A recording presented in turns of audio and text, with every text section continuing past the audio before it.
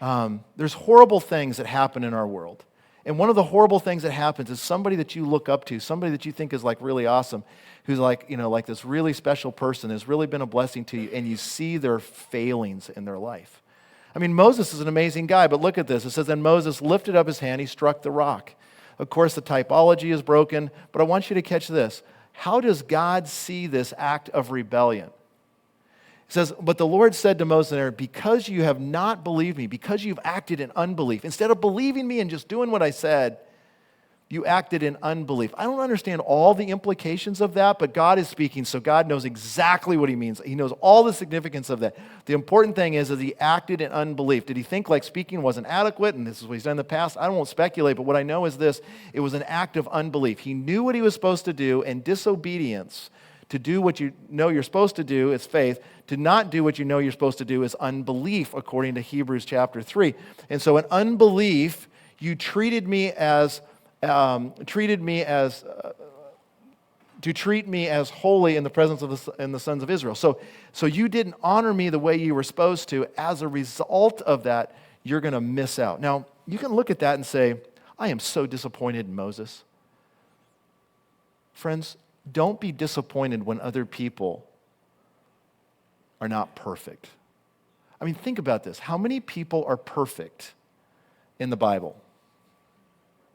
Well, there was Adam. He was perfect for a couple of days until he sinned, right? He was created in innocence. But other than Adam and Eve in that early moment, is there anybody else other than Jesus? No, everybody we see throughout Scripture, we see their failings. In fact, I often am amazed when people say, I just need to find some really awesome spouse like Abraham. I'm like, have you read about Abraham? Or I need to really find an awesome guy like David.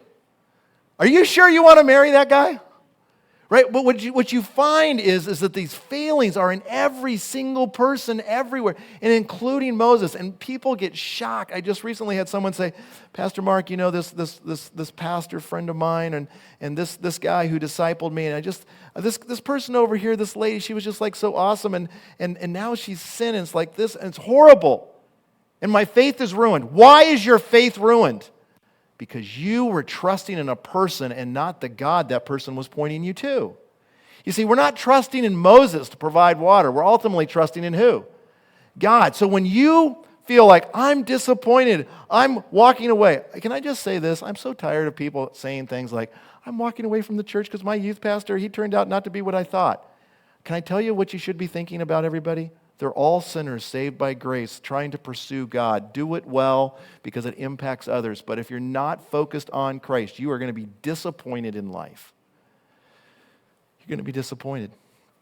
A youth pastor that I trusted Christ and started attending a church, and Jera was there, and so we got to go together. Oh, it was fun. Anyways, and our youth pastor, great guy. Love him and his wife. Ended up going to the mission field, leaving the church, going to the mission field, but he had an affair. And people were like, that's it, I'm leaving the church, I just can't believe this. Why can't you believe it? Because you're focused on the wrong person. You're not focused on Jesus Christ. Don't be disappointed. Now, I'm not saying go do immoral things, I'm not saying go do evil things, but what I'm saying is that we shouldn't be shocked when our heroes are found out to be sinners. Because ultimately it makes us love Jesus more, the one alone who is without sin. Does that make sense?